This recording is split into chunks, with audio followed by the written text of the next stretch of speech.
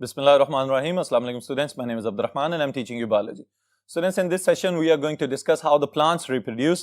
पौधों के अंदर asexual reproduction और sexual reproduction जो natural processes में observe की गई और बाद में फिर उसे artificial propagate करने के लिए जो तरीके अपनाए गए, इनकी details board पे देखते हैं. Alright students, the first thing that we are going to define here is reproduction. बिल्कुल उसी तरह के जैसे इंसान और दूसरे एनिमल्स रिप्रोड्यूस कर रहे हैं, अपनी नस्ल अफजाई कर रहे हैं, पौधों के अंदर नेचुरली ये वाली टेक्निक अल्लाह ताला ने पहले से दे दी हुई है कि पौधे पूरे इकोसिस्टम के प्रोड्यूसर्स होते हैं. They will reproduce, that's why the food chains will continue. तो अब इनका रिप्रोड्यूस करने का अमल जो है उसको हम यहाँ पे डिस्टिंग्विश कर रहे हैं into two types, asexual reproduction and then the sexual reproduction. Alright students, the first type, asexual reproduction, आप लोगों को याद होना चाहिए, it is the type of reproduction in which only one parent is required. यहाँ पे कोई भी फीमेल या मेल रिप्रोडक्टिव स्ट्रक्चर्स की बात नहीं होगी, बल्कि वेजिटेटिव प्रोपेगेशन होगी. पौधों के नॉन रिप्रोडक्टिव पार्ट से कोई ना कोई नया पौधा ग्रो करवाने की सलाहियत पैदा करवा देना या पहले से नेचर में मौजूद होना, this is asexual reproduction in plants. इनकी कुछ टाइप्स स्टूडेंट्स जो यहाँ पे हम डिस्कस करेंगे. The first one is layering. अब लेयरिंग का लफ्ज सुनते ही हमारे जहन में ये बात आती है कि शायद किसी चीज की तह लगा दी जाए, लेकिन यहाँ पे ऐसा नहीं है. अगर हम नेचर में गौर से देखते हैं तो हमें पता चलता है कि कुछ पौधों को अल्लाह ताला ने इस तरह की खसूसियत दी हुई है जिसको हम पहले फंजाई में पढ़ के आ चुके हुए हैं. राइजोपस यानी कि ब्लैक ब्रेड मोल्ड के अंदर स्टूडेंट्स एक फीचर हमने देखा था कि उनके कुछ हाइफे ऐसे होते हैं जो सबस्ट्रेटम के साथ पैरेलल ग्रो कर रहे होते हैं या हॉरिजॉन्टल ग्रोथ शो कर रहे होते हैं. उनको हम स्टोलन्स या रनर्स बोलते हैं. ऑलराइट, इसी तरह देखा गया कि कुछ पौधे कुदरती तौर पे अपनी शाखें जो वर्टिकल ग्रो करवा रहे हैं, उन्हीं में से कुछ शाखों को जमीन के साथ पैरेलल ग्रो करवाना शुरू कर देते हैं और वो शाखें एडवेंटिशियस रूट्स पैदा करती हैं और जहां पे रूट्स जमीन की जानिब ग्रो कर रही हैं वहां से एक मेरिस्टेमेटिक बड ऊपर की जानिब ग्रो करता है और उसमें से एक नया पौधा निकल आता है. अब ये वाली चीज जब पहले ऑब्जर्व की गई इन नेचर, तो बाद में इंसानों ने इसी चीज को अपने साथ साथ चलाना शुरू कर दिया for the better production and asexual reproduction of the plants, ताकि ज्यादा पैदावार हासिल की जा सके. अब इसमें किया क्या जाता है टेक्निक में, इसको समझ लें, बहुत आसान सी टेक्निक है कि पौधा जो वर्टिकली ग्रो कर रहा है उसी की एक ब्रांच को बेंड करके जमीन के साथ अटैच करना मकसूद होता है. ऑलराइट, अब क्या किया जाता है कि वो वाली जगह जिसको जमीन के अंदर दबाना है उसको एक वेज की तरह दबा के थोड़ा सा बेंड करके और निचली साइड से कट लगा के वहां से एपिडर्मल टिश्यू को रिमूव कर दिया जाता है और फिर उसके बाद वहां पे रूटिंग कंपाउंड ऐड कर दिया जाता है जहां पे न्यूट्रिएंट्स भी होंगे और स्पेशली जो हमारी बेस्ट ऑप्शन होती है द ऑक्सिन हार्मोन, ये यहां पे मौजूद होना चाहिए. वो क्या करेगा कि प्रमोट करेगा रूट प्रोडक्शन को.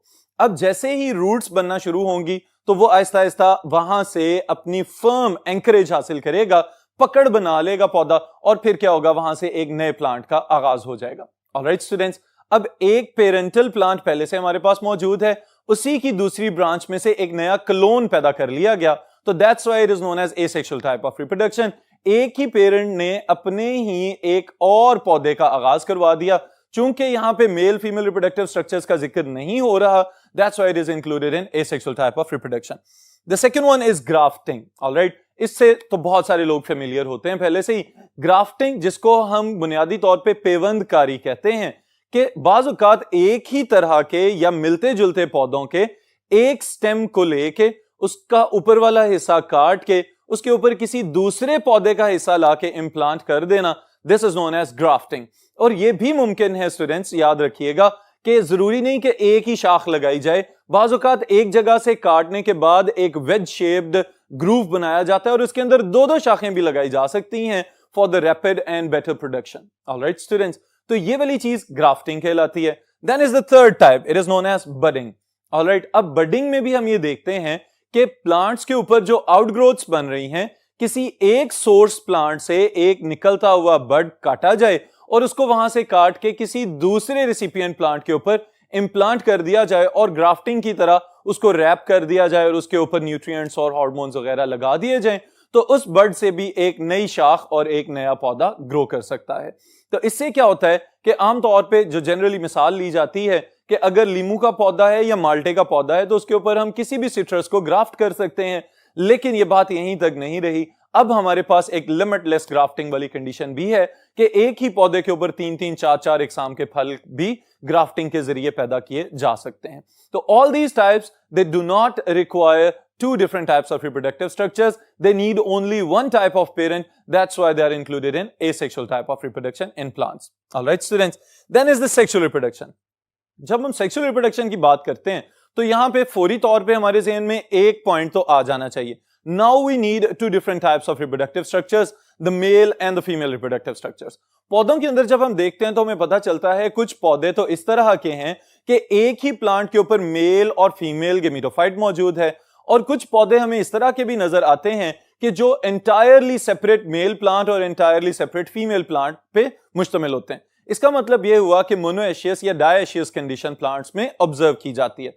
अब स्टूडेंट्स, जब हम लाइफ साइकिल्स की तरफ गौर करते हैं तो हमें पता चलता है कि तमाम प्लांट्स के अंदर बाज़ औक़ात दो डिफरेंट टाइप्स की जनरेशंस ऑब्जर्व की जाती हैं, the sporophyte generation and the gametophyte generation. ये क्या क्या है, इनको डिफाइन करने से पहले एक नई टर्म हम यहां पे स्टडी करेंगे. Most of the plants they have diplohaplontic life cycle. अब ये डिप्लोहेप्लॉन्टिक लाइफ साइकिल क्या है, इसके लिए आपको एक कंसेप्ट रिवाइज करना पड़ेगा, that is alternation of generation.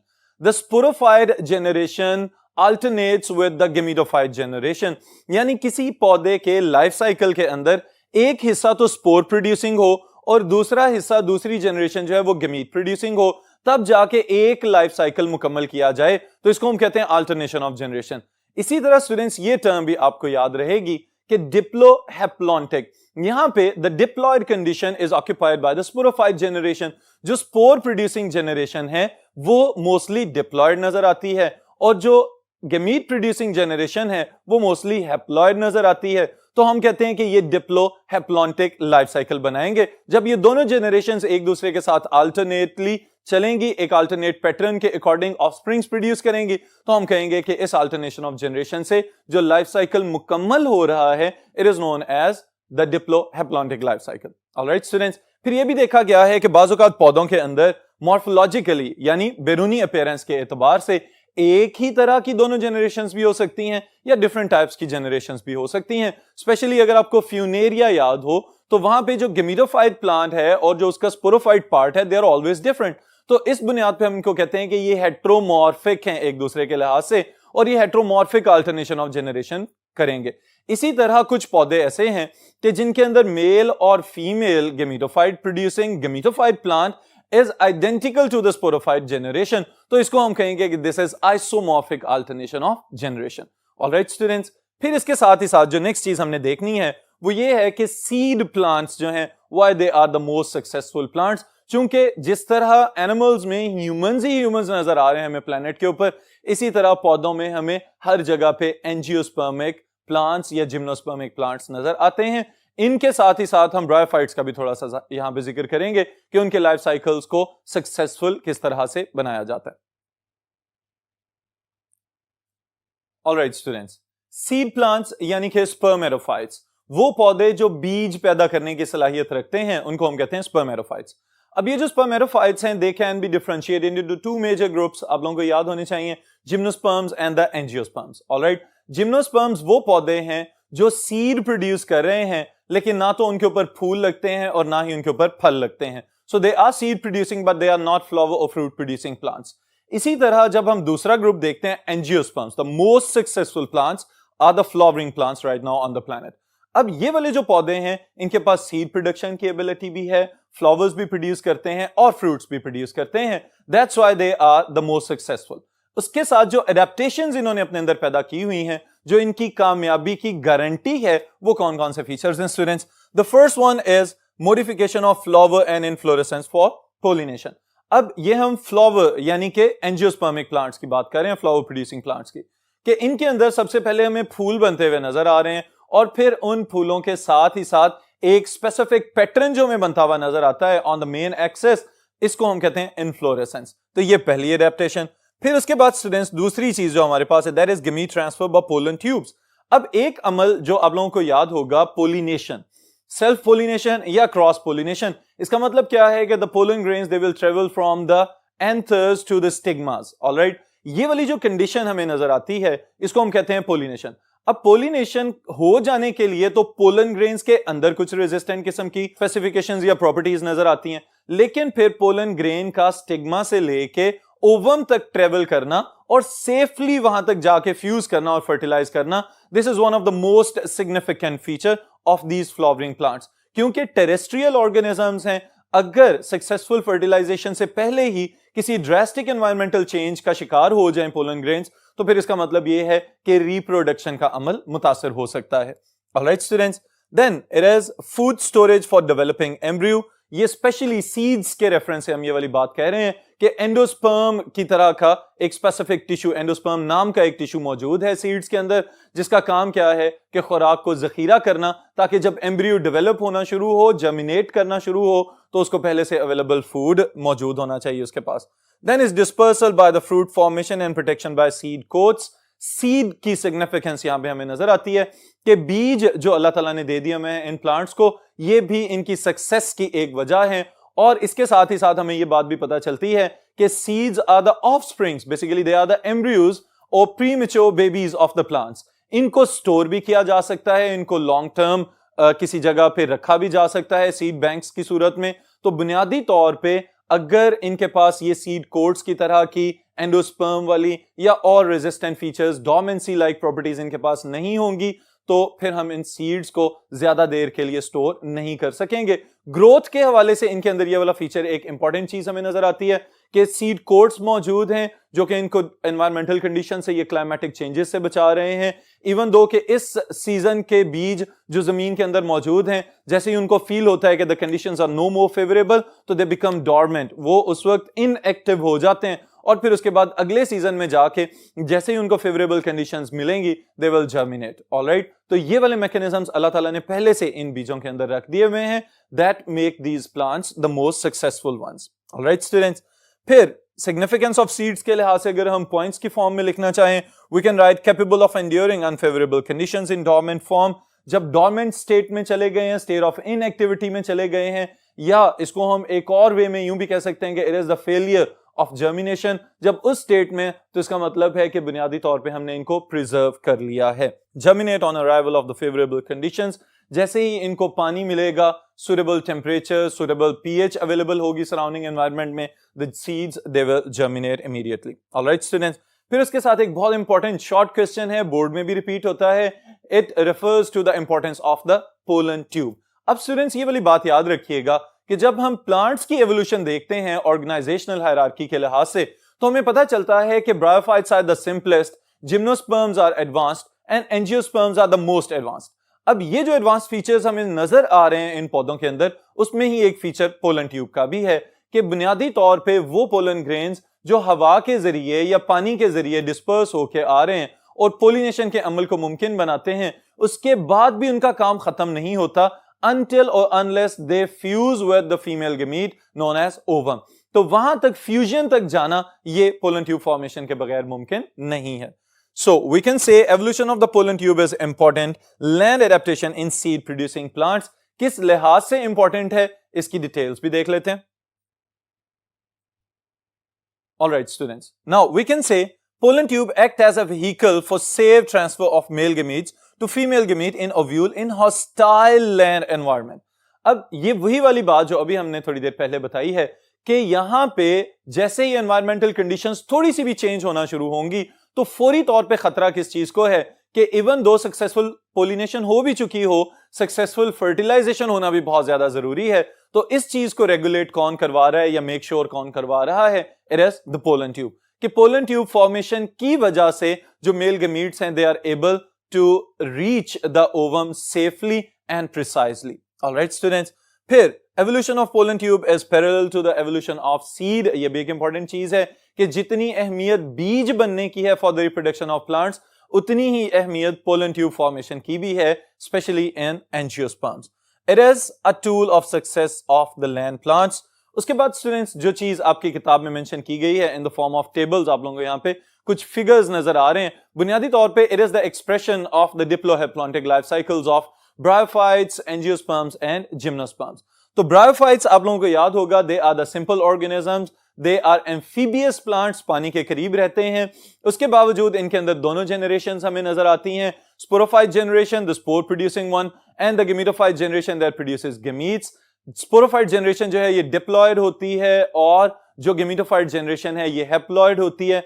In sporophyte generation, the spores are produced by meiosis क्योंकि जो पेरेंटल प्लांट है वो खुद डिप्लॉयड हो चुका हुआ है, स्पोर्स हैप्लॉयड होने चाहिए तो वहां पे मियोसिस का अमल होगा.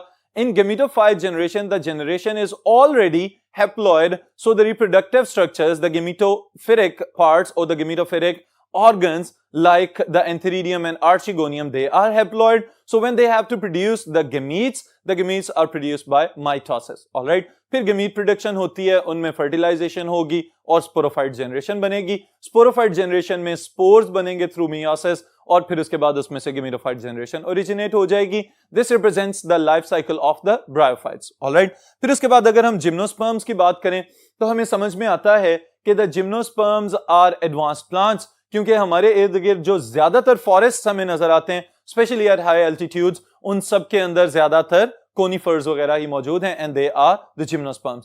Gymnosperms are the naked seeded plants. इनकी जनरेशंस में जो स्लाइड चेंज हमें नजर आता है स्टूडेंट्स वो भी आपने याद रखना है कि वुडी कोन्स इनकी होती हैं और उसके अलावा ये बात याद रखिएगा फीमेल कोन्स बड़ी हैं, उनके जो लीव्स हैं दे आर नोन एज मेगाफिल्स. जो मेल कोन्स हैं वो साइज के एतबार से छोटी होती हैं, क्लस्टर्स की फॉर्म में होती हैं और उनके अंदर जो पत्ते हैं जिनके ऊपर बाद में स्पोर प्रोड्यूसिंग स्ट्रक्चर्स पैदा होंगे उनको हम कहेंगे माइक्रोस्पोरोफिल्स. जो मेगास्पोरोफिल्स हैं उनके अंदर फिर मेगास्पोरेंजिया बनते हैं, माइक्रोस्पोरोफिल्स के अंदर माइक्रोस्पोरेंजिया पैदा होते हैं और इसी तरह उनमें से फिर फर्दर मेल और फीमेल रिप्रोडक्टिव स्ट्रक्चर्स बनने के बाद मेल और फीमेल गेमीट्स बनाए जाते हैं that later on fuse with one another to produce another sporophyte generation. तो जो पौधे जो प्लांट्स आपको नजर आ रहे हैं दे आर स्पोरोफाइट्स. जो गेमिटोफाइट्स हैं बहुत ही ज्यादा रिड्यूस्ड फॉर्म में इनके अंदर होते हैं लेकिन उसके बावजूद फर्टिलाइजेशन करते हैं और जो सीड्स पैदा कर रहे हैं सीड के अंदर जो एम्ब्रियो होगा वो स्पोरोफाइट जनरेशन का एम्ब्रियो होगा. जहां पे गिरेगा फेवरेबल कंडीशंस मिलेंगी the new plant will grow and it will be the sporophyte plant. Alright students. फिर उसके बाद जब हम एंजियोस्पर्म्स के लाइफ साइकिल की बात करते हैं तो हमें पता चलता है यहां पे हमें जो पौधे नजर आ रहे हैं दे आर द स्पोरोफेरिक प्लांट्स और इनके ऊपर जो फ्लावर वाला पार्ट बन रहा है वो बहुत ज्यादा सिग्निफिकेंट है रिगार्डिंग द सेक्सुअल रिप्रोडक्शन क्योंकि सेक्सुअल रिप्रोडक्शन के लिए हमें फ्लावर के अपने पार्ट्स का जरूर पता होना चाहिए स्टूडेंट्स कि इसके अंदर कुछ मेल पार्ट्स होते हैं, कुछ फीमेल पार्ट्स होते हैं जिन्हें हम स्टेमन्स और कार्पल्स कहते हैं या एंड्रोशियम और गायनेशियम के नाम से याद रखते हैं. ऑलराइट. अब यहां पे क्या काम किया जा रहा होता है the anthers they produce the pollen grains और फिर वो पोलन ग्रेन्स पैदा होने के बाद जाके गिरते हैं स्टिग्मा पे, स्टाइल से होते हुए ओवरी तक पहुंचते हैं, वहां पे सक्सेसफुल फर्टिलाइजेशन करते हैं और उसके बाद फिर जो जाइगोट बनता है it grows up into a new sporophyte. So the sporophyte is producing gametophyte generation and gametophyte generation is producing the sporophyte generation. This is the diplohaplontic life cycle. All right students. तो ये सारी चीज आप जरूर याद रखिएगा कि life cycles जितने भी हमारे इर्द गिर्द चल रहे हैं इसमें the most significant are the two features the production of the seeds and the successful fertilisation that has been insured by the formation of pollen tube. तो इस सेशन को यहीं पे खत्म करें फिर इंशाल्लाह नेक्स्ट सेशन में नेक्स्ट टॉपिक के साथ मुलाकात होगी.